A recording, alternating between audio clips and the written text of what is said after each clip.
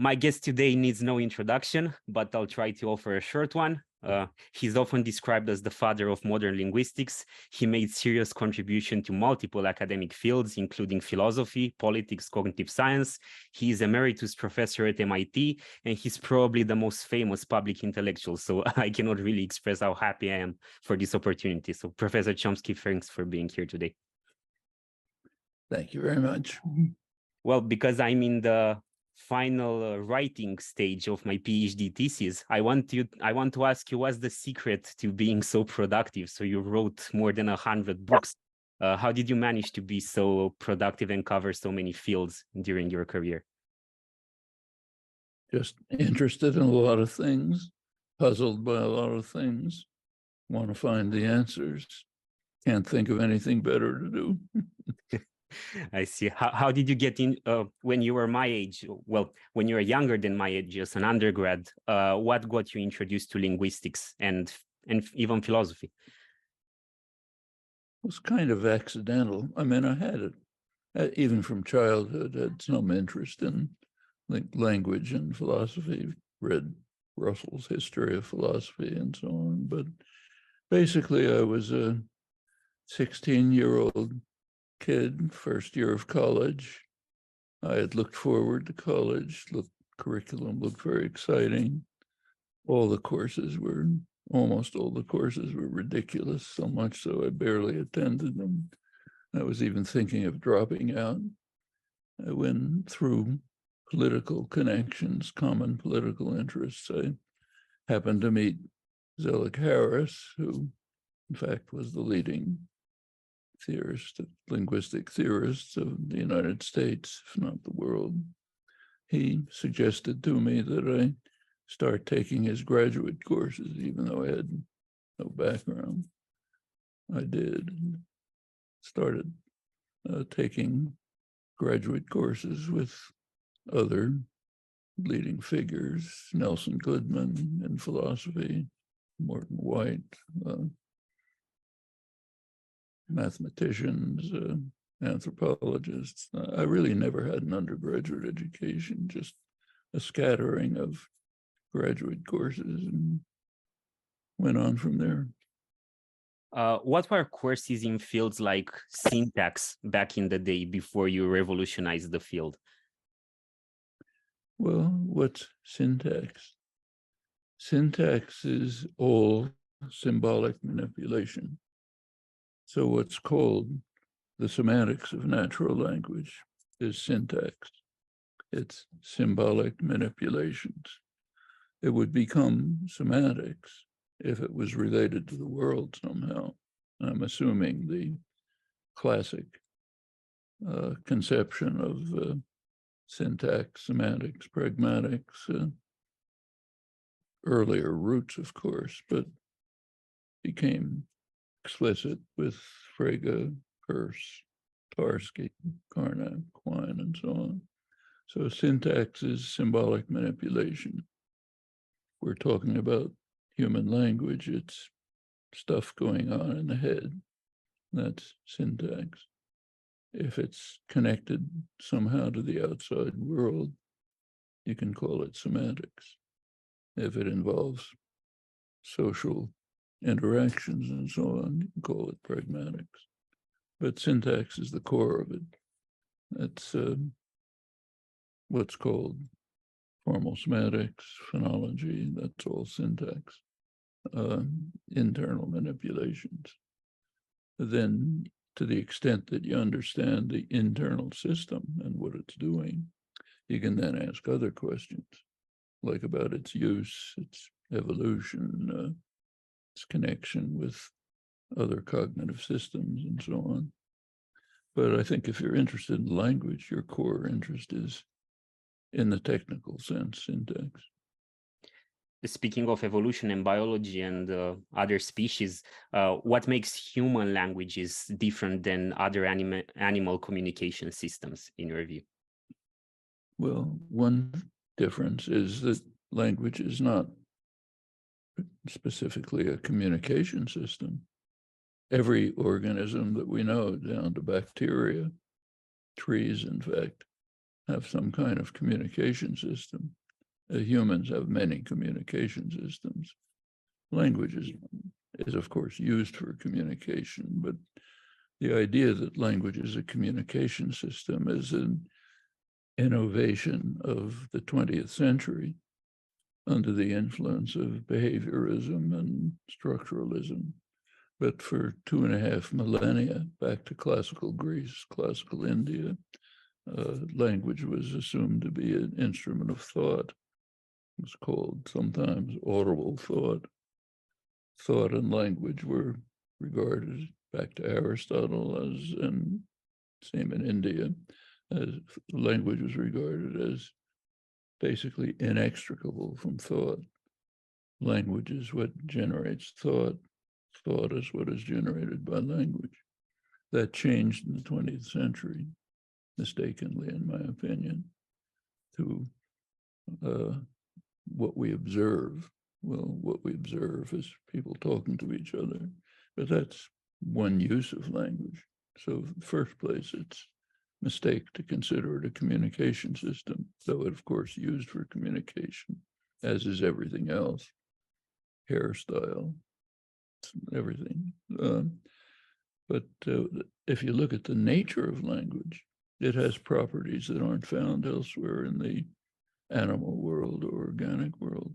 The basic properties, starting back around 1950, when this work began, is the fact that each language, the faculty of language, or the capacity for language, provides the means for recursive enumeration of a digitally infinite set of expressions with structured expressions with semantic and phonetic interpretations. There's nothing like that in the animal world. And there are other major properties as soon as you begin to look at language carefully that have no analogs. Right. Also, it seems to be a species property. As far as we know, it's uniform among groups of humans. So there's no difference in ability to acquire a language, no matter where the infant comes from. If so, it's a true species property. And it's been recognized by biologists. So one, Theodore Chomsky, the great evolutionary biologist, once commented that each species is unique, but humans are the uniquest of all. And it's basically these properties and other things that flow from them. So you mentioned the connection between language and thought, and how language is not a communication system. I want to ask you something about the evolution of language. So over the last couple of months, I've been meeting a couple of times with Steven Pinker, and I've tried to understand his view that, I don't know, the fact that we have a language faculty is a biological adaptation evolved by natural selection to facilitate some sort of communication in a knowledge using socially interdependent lifestyle. From what I understand, you don't believe that the adaptive value of our sophisticated language is that it enables communication. You think that its adaptive value has to do with the sophisticated thought that it unlocks. Would that be a correct characterization? Where do you and Steven Pinker diverge on this issue? There's plenty of evidence for it. In fact, the language is, of course, used for communication. Undoubtedly, you and I are using it. Although, if anybody cares, almost all of language, statistically speaking, is just internal thought. Almost maybe 95% of language. Good deal of human interaction with language is not really communication. It's what anthropologists call phatic communication, setting up human relations. You're standing in an elevator with somebody. It's very hard to stand next to people without talking to them. So you start talking about the weather or the sports team or something or other. It's not really communication. You don't care what the facts are. You're just trying to influence beliefs. You're just trying to pass the day. So But that's not the real point. The real point is this.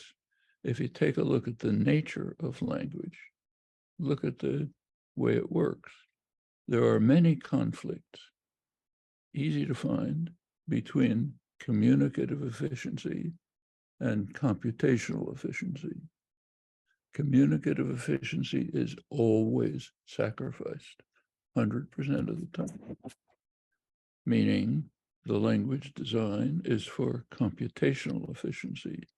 Furthermore, that's the way evolution works. It's a myth to regard evolution as natural selection. That's just a misunderstanding. Think about evolution for a minute. Evolution goes through several stages. You have an organism, let's say a bacterium, and some accident takes place, disrupting it. Maybe a mutation, maybe gene transfer, maybe symbiosis. A bacterium swallows another organism.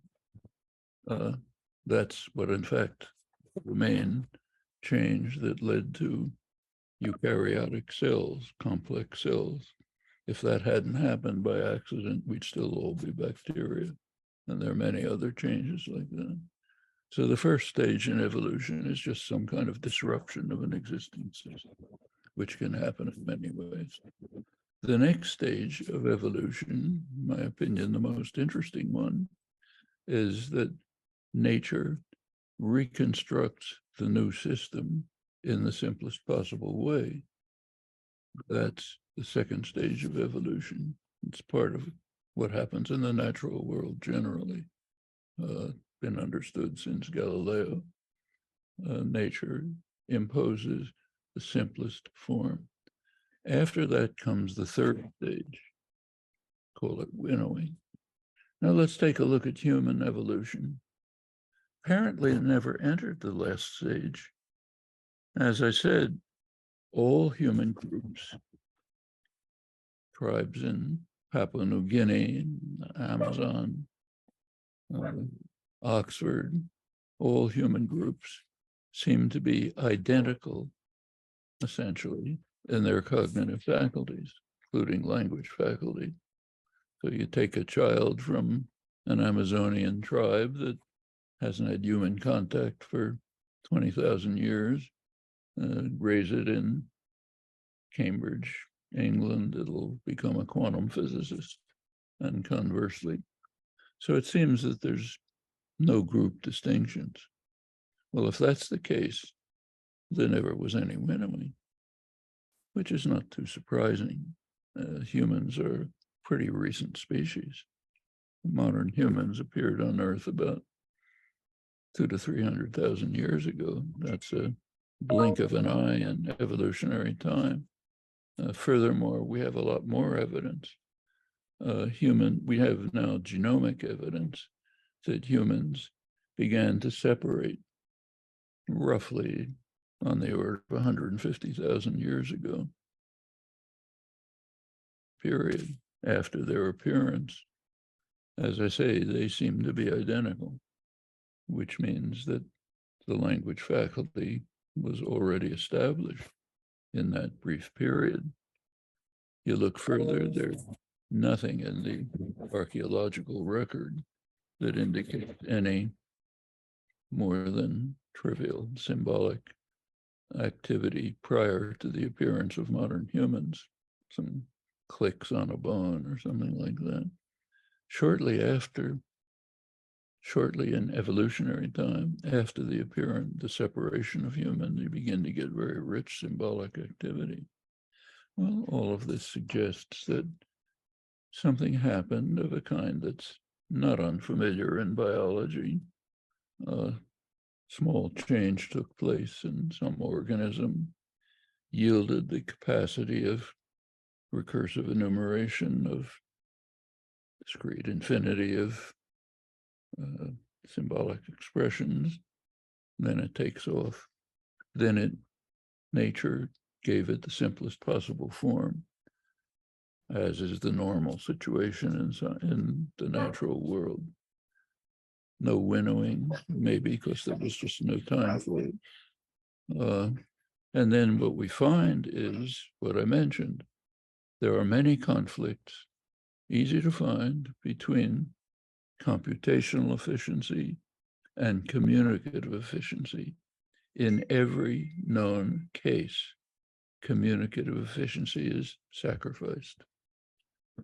Now, there is a naive idea, misunderstanding of evolutionary theory, that it's all natural selection, adaptation.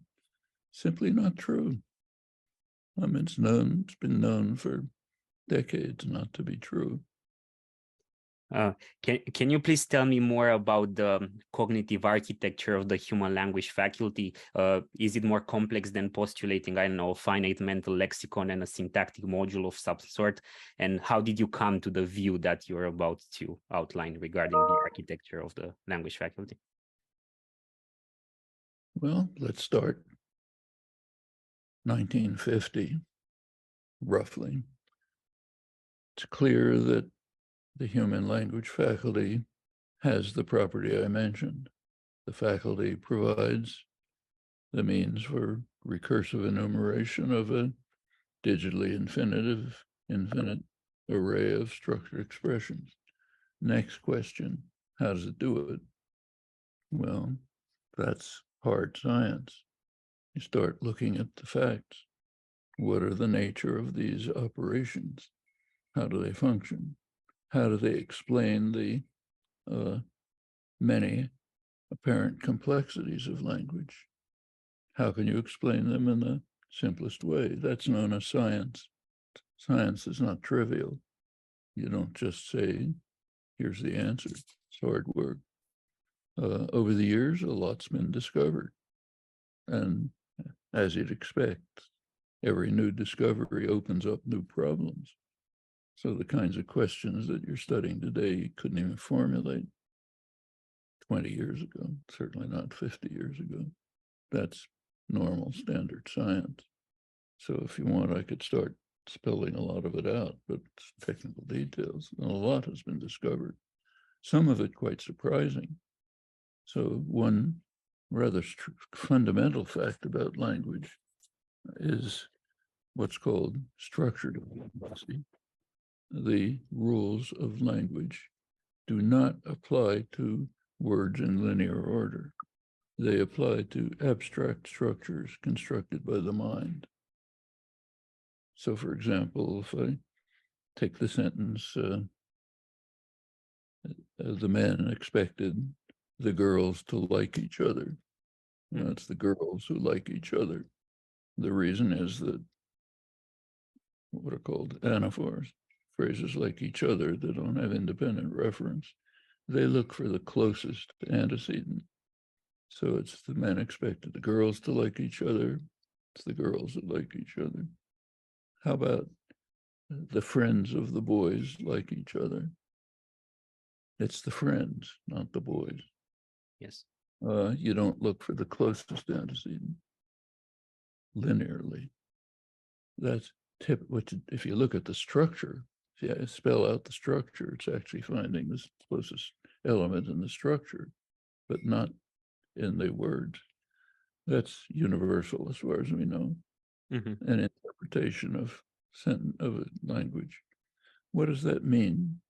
And first of all, furthermore, it's been experimentally shown that this is known by infants at the age of 2 and 3. Obviously, they didn't learn it. No way to learn it. What we find is that infants and the rest of us for the rest of our lives ignore 100% of what we do, namely words in linear order. We ignore it. We pay attention only to what we never hear and our minds construct, namely abstract structures that are part of the simplest way of providing a form of recursive generation. It's a pretty striking, and we have an explanation for it now in terms of what the simplest operations are. Well, that's a striking result, I think. Of course, it's radically opposed to just about everything you read in the philosophy of language literature. because they're just not looking at the nature of language, just making up stories about communication and so on. But that's what you find when you look. We can go on and give other examples. Okay, let's talk about philosophy of language, since you raised philosophy of language. I primarily work in the so-called truth-conditional semantics paradigm, which for the listeners in a nutshell identifies between sentential meanings and the truth conditions that they impose on the world. Well, from what I understand, you don't think that is the right business of semantics, so semantics should have quite different aims. Correct me if I'm wrong. What are your thoughts about the truth conditional semantics enterprise? I basically agree with people like Tarski and Carney. You can construct formal systems which have truth conditional semantics, but not human language. That's why they regarded languages of no particular interest. This doesn't have these properties. I knew both Tarski and Carnap and Quine. Language, it's what Quine would call regimented language. That might have it, but not normal language. This has been understood as far back as classical Greece. So take Aristotle, talks about the notion house. What's a house? He says a house consists of an amalgam of form and meaning, form and matter. The matter of the house is the timbers, the bricks and so on. The form of the house is the design, what was intended, characteristic use, other things. Well, he put it in metaphysical terms. He was talking, this is metaphysics, what a house is, but by the 17th century, this was reconstructed in cognitive terms. How does our mind construct the notion of a house? Well, now ask about truth-conditional semantics. Truth-conditional semantics is based on the notion reference. Yes.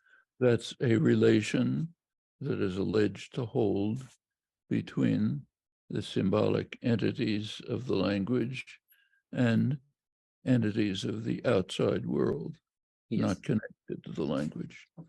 Okay, that's reference. Does language have reference?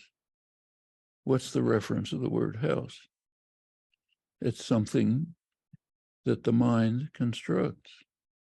There's no set of things out there that are houses.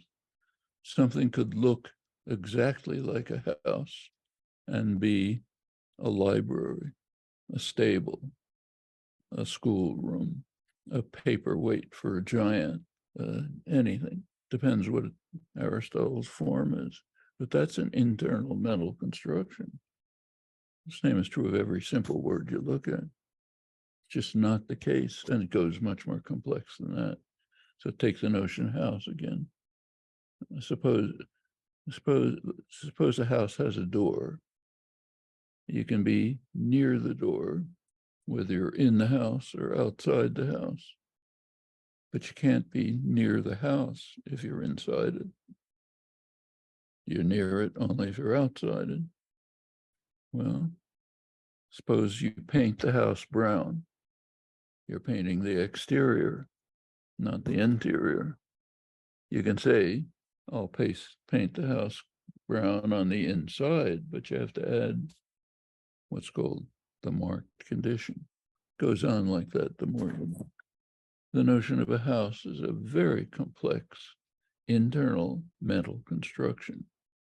And that's what you're not going to find things in the outside world that you can inspect and say, these are houses.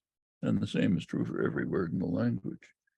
So the notion of reference, you can't find the notion of reference. You can find a notion of referring an action, what John Austin called a speech act. Yes, we carry out the act of referring, but that doesn't tell you that there's a relation of reference. Actually, this was commonplace in Oxford philosophy in the 1950s. Peter Strawson has an article about it back around 1950, but it's been mostly forgotten in much of philosophy of language. But I think those are the facts. There are acts of referring. There's no relation of reference. So there's no truth-conditional semantics. Let me try to reconstruct my understanding of some bits that you just said, because I'm not sure I fully followed the argument. So basically, you said that we have an internal mental representation of a house. That's one of the items that you said. Then you said that truth-conditional semantics would not be able to tell us what's a house given some specific edge cases of some sort. But truth-conditional semantics doesn't pretend to be able to tell you which of some objects would count as houses, which wouldn't. If I would use a more simple expression like my fingers, there are no edge cases here. Like I have a set of 10 things. We could talk about fingers too, but let's talk about the classical examples, which are more interesting. We could say the same for fingers if you want to pursue it. Take house again. Truth-conditional semantics claims that the symbolic entity house picks out some extra mental entity in the non-linguistic world. Yeah. What is it? A set of houses. There isn't any such thing. You can find that.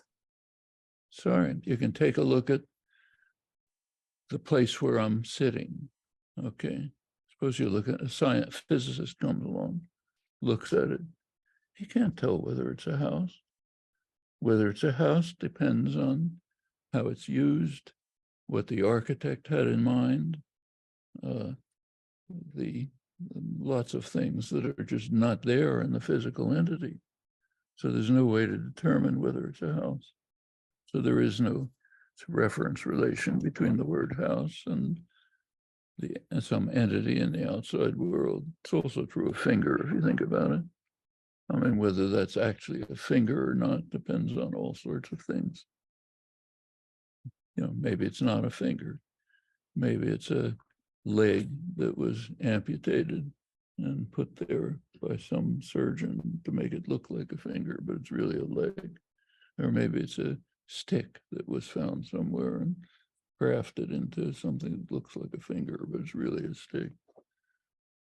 Same true of every word you look at. Truth-conditional semantics just collapses as soon as you're beginning, which is no big surprise. Like Tarski, Carnap, fine, of course, who cares? You know, we don't look at natural language, it's too messy. Yeah, but since Tarski's work, formal semanticists have made a lot of progress on the study of a lot of expressions. One of the most exciting areas of the field, but it's all syntax. It's all symbolic manipulation. It takes a model theoretic semantics. Yes. Okay. How do you set up a model? You set up a set of individuals, set of properties. You ask how the properties are distributed over the individuals, gives you a model. What are the individuals? Are they things in the outside world? No, they're mental entities. So model theoretic semantics is syntax.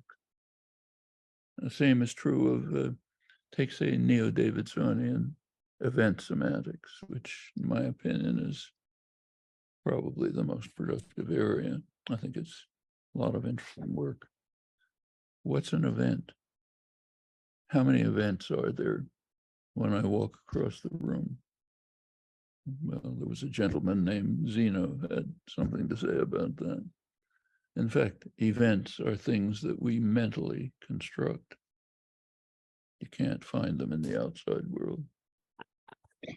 I mean, I still have a question about this. If I say a sentence about you, I don't know, Professor Noam Chomsky is a linguist. I'm clearly saying something about an individual that is external to my mind. So your existence is independent from my conception of you or any mental representations that I have. In that case, wouldn't I, via my semantics, make a mind-independent claim about the worldly objects and properties that exist independently of me? Do we have conceptions of things that exist independently of us? Sure. As I said, we have no problem referring to houses. Our interactions with the world are actions. Basically, John Austin's point. So we have lots of actions that interact with the world. We make up mental structures about the nature of the world, work with them all the time, fine. Just not based on a relation of reference. That's a myth, like the naive belief about natural selection is a myth. Okay, let's continue on this topic of internalism and externalism, because there are more questions that I want to ask about this view. So again, for the readers that are not, for the listeners that are not familiar with the jargon, there's this debate of whether meanings are out there in the world or in the head of the users, basically what we've been talking about. And I want to ask Professor Chomsky, can you please help me really understand how do you respond to one of perhaps the most famous thought experiments for externalism, namely the twin earth experiment advanced by Hilary Putnam? All stipulation. Take twin earth. Take your fellow students that haven't yet taken a philosophy course. Here's a point that Stephen Stitch once made. He talked about how hard it is to get his students to have the right intuition. You take a bunch of people around the street and say, let's suppose that in Idaho, there's stuff that looks exactly like water. It's drinkable, it makes my hand wet, so on and so forth.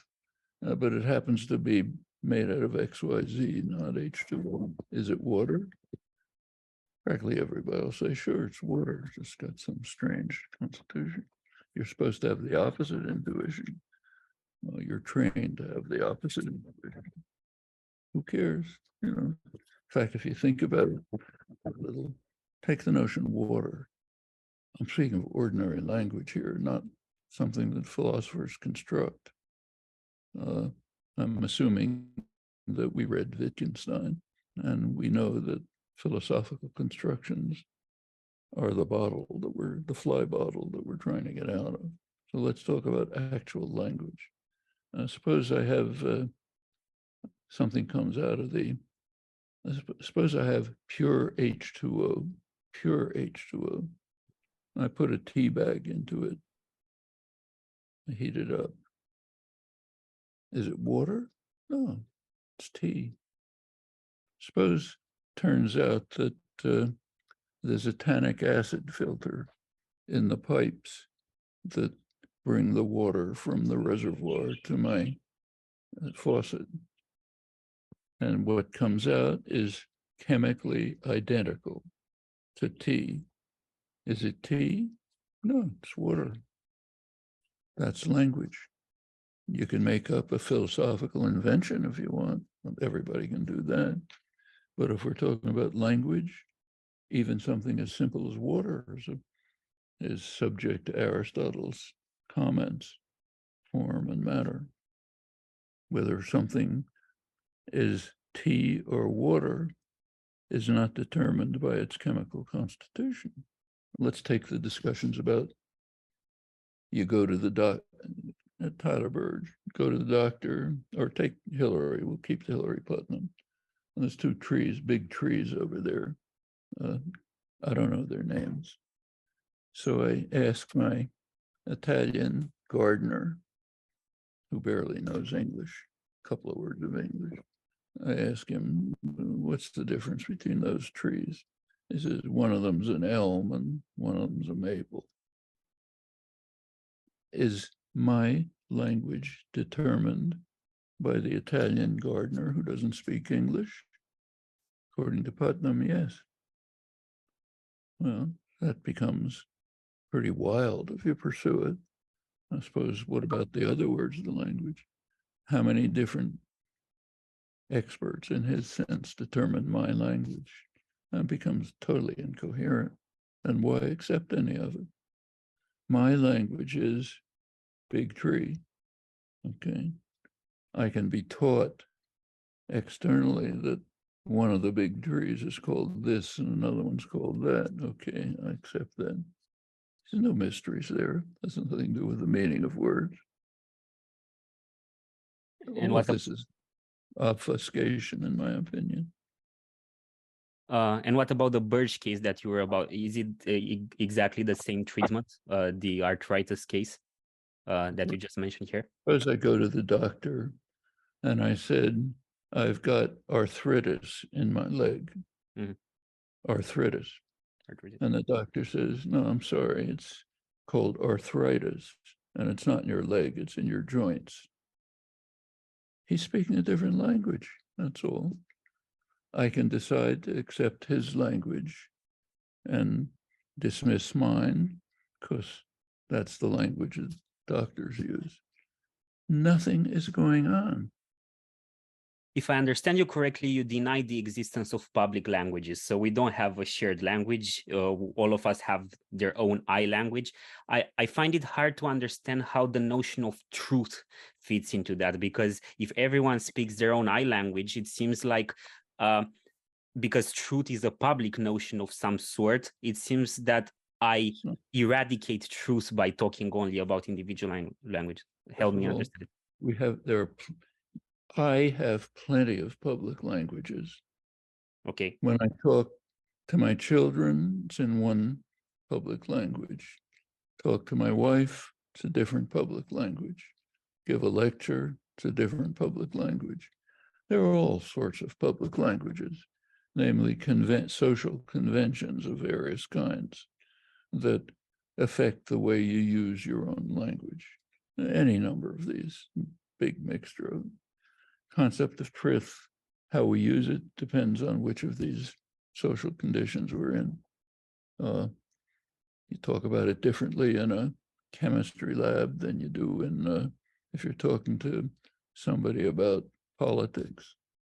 I mean, this is all truism. It was all discussed by Oxford philosophers, Wittgenstein, 17th century philosophers, Aristotle. What's the big fuss? Of course, there are social conventions, there are communities, many overlapping communities, many different styles of language, many different ways of talking about truth in different kinds of communities. Life is a complicated affair. Independently of that, there's something in my brain, coded in my brain, which is determining that I talk a particular variety of English, not Swahili. That's just a fact about the physical world. It's my internal language. Doesn't say that there's not lots of other things. Of course, there's lots of other things, but they're all based on one thing that is uncontroversially present. What's coded in the brain? That's internal language. Lots of other things that internal language is used for. Okay. I don't really see anything mysterious or complicated about this. I mean, the details are, of course, complicated. Like, how many different public languages do I speak? Maybe it would help me to really digest it better if I understood what your view on the question of what truth is. So what do you think truth is? Because obviously truth is connects somehow languages and the world. Or what do you think the truth bearers are? Do you think they are sentences or propositions, or what do you think? Propositions aren't either true or false. Like, it's raining is not true or false. A particular statement can be true or false, but not the proposition. Okay, it's what Quine calls standing expressions. They don't have truth value. You can use them in ways which are express truths or falsehoods. If I say it's raining and it's not raining, then that was a falsehood. But what's the problem? Well, I was just curious what your theory of truth is. Take a deflationary theory of truth. Okay. Okay, if we want to know, I mean, that's good enough for Tarski's purposes. But suppose we want to know how the word truth is used in our ordinary language and interactions.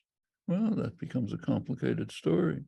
Well, speaking of truth and Tarski and the like, I was wondering whether you ever thought hard about the paradoxes of truth and vagueness, like the liar or the Sorites. Do you think they pose serious problems for the study of meaning? Well, presumably not if you're not in truth conditional semantics, but for them, those things give them nightmares.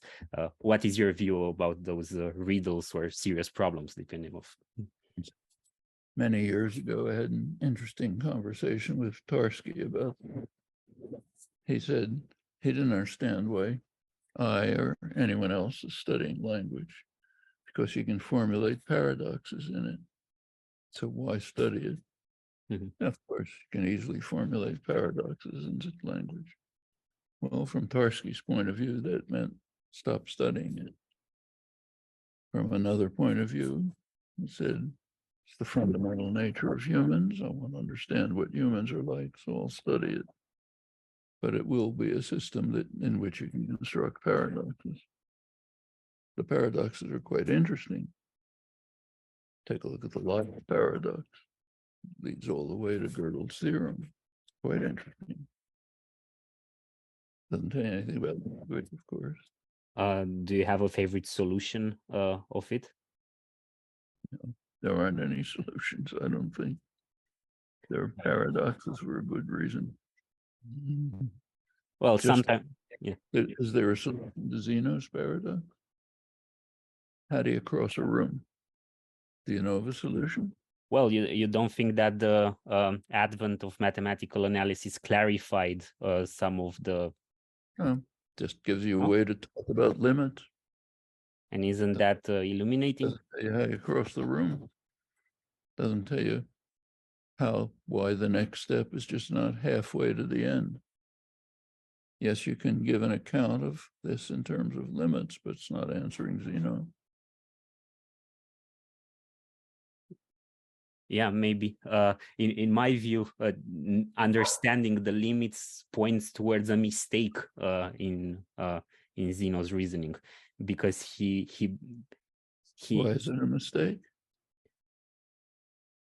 Well, because by postulating that you won't be able to get here by going halfway, he I'll keep going closer and closer to the limit. I don't get there. That's a limit. Well, and you that's do, because Zeno's point was he didn't understand the notion of limit, of course, in the topological sense that we now understand it. But his basic point is, how can you ever get to the end of the room if you're only going halfway at each step, infinitely many steps? Well, the fact is you can't. And if you place that in the theory of limits, you just say, we don't care. We can talk about what's happening without raising this paradox. Okay, doesn't answer the paradox. It says we'll look a different way in which there's no paradox. If you walk faster and faster, so I don't know, after a second you cross half of the room, and after half a second you go up half more, and so on, in 2 seconds you'll get to the end. No, you don't get to the end. You get halfway to the end, halfway from where you are to the end. Well, in exactly 2 seconds you get exactly to the end. Not from Zeno's point of view, because there's an infinite number of acts and you can't carry out an infinite number of acts. That's correct. There's another way of looking at it in which you say, I don't care, namely calculus. But the time will pass. So if in the stipulation of the argument is that after a second you have half the distance, and after half a second you have another half, and then after a quarter you have a bit, the time will pass. So 2 seconds will pass. And at that point you have the mathematical limit. No, you never get to the end. That's the point of the theory of limits, the modern theory. You never get to the end. You don't reach the limit. You approach the limit. Yes. The neighborhoods in the topological sense get smaller and smaller, but they never get to zero. That's the mathematical theory. So where are you after 2 seconds? Because the time will pass. Well, in fact, you reach the end of the room, but that doesn't answer Zeno. He doesn't deny that. He says, how did you do it if you took an infinite number of steps? Okay. What about the Sorites? Because we talked about the liar and Zeno. Do you think the vagueness poses any interesting threat to the study of meaning? Well, vagueness is it's what Friedrich Weissman called open texture. Every word in the language doesn't have, in natural language, doesn't have precise definitions. That doesn't exist in natural language. So you have basic notions, certain penumbra surrounding them where you can more or less use them. Wittgenstein, for example, says, what's thinking? He says, people think maybe dolls and spirits. That's his aphoristic way of saying thinking is a word that we use for people. We extend it a little bit to things that are more or less like people, but there's no clear way of doing this. It's a matter of the submarine swim. You want to call that swimming? Okay, submarine swim. The airplanes fly. In English, airplanes fly. In Hebrew, airplanes glide. In Japanese, people fly when they jump. There's no truth or falsehood about these things. Just a question of how we take certain notions that we picked up reflexively based on our internal structure that determines their fundamental nature. They have open texture. We can extend them sort of one way or another. So you think vagueness is simply open texture? What about properties where we haven't like extended the range of application? Let's keep it more mathematical, even though I have some doubts about this example. Let's say you say something like 0 is not a large number. If a natural number is not large, then its successor is not large. And then via mathematical induction, you infer that all natural numbers are non-large. And clearly you can pick your favorite up there because the list goes endless. It seems that in this case, this Sorites paradox has nothing to do with the fact that the property of being large historically has been open textured. You have a property that's quite stable and you have vagueness with respect to the boundaries, but there's no open texture, or is it?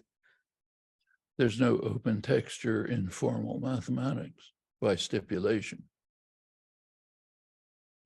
Yeah, but I can use something like the property of being tall, and you start with I don't know, a child, and you get to a basketball player, and you have the same paradox, but it's less in its mathematical details. No paradox. I said that wrongly. The natural numbers, by their nature, have no open texture. Our knowledge of them might have some open texture. Actually, it doesn't. If you look closely, our knowledge of the natural numbers is precise. Mm-hmm. And it's innate. We've got it because we're built that way. This, incidentally, you're getting to real issues here. The issue of the innateness of natural numbers was a big problem for Charles Darwin and Anthony Wallace, founders of modern theory of evolution. They were concerned by it. They assumed, they didn't have the evidence, but it's correct. They assumed that all people have the basic concepts of arithmetic. And they asked, how could that be possible? Since it obviously wasn't selected. In fact, most of it had never been used in human history. How could it be that we all have it? It's not selected. Darwin thought maybe there's some way it's selected. Wallace thought there's got to be some factor in evolution other than selection. Well, we by now have some pretty good answers. Turns out that if you take the language faculty and you reduce it to the absolutely simplest form, a lexicon of one element, and the minimal form of the basic structural operations that generate language. If you do that, you get something like knowledge of arithmetic.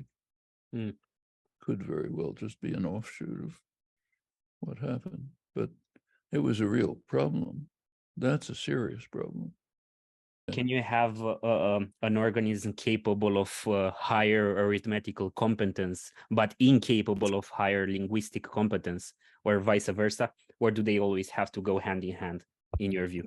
In theory, you could have an organism that has the successor function, addition, multiplication, the rest of her arithmetical knowledge, but doesn't have any linguistic knowledge beyond that. I mean, that's a kind of linguistic knowledge, but has nothing like what we're using. That's conceivable. In fact, it's been speculated. Some of take Marvin Minsky was one of the founders of artificial intelligence, but back around 60 years ago, I guess, he studied the simplest Turing machines, the ones that have the fewest states, the fewest elements. And he found, just by experimenting with them, what do they do if you let them run free? Turns out most of them crash, get into endless loops, or just don't go anywhere. The ones that don't crash all yielded the successor function. He therefore concluded that he was interested in extraterrestrial communication. He said, if there's ever going to be an extraterrestrial intelligence, it at least have the successor function, because that's the one that nature just provides as the simplest possible case. So if we want to communicate with them, we'll start by the shared successor function, see if we can get on from there. Plausible speculation. I see. Professor Chomsky, I know you're immensely busy, so I don't want to keep you any longer. And I think we covered a lot of ground. And I want to thank you again for being here today. It's been a real honor for me. Thank you very much. It's good to talk to you.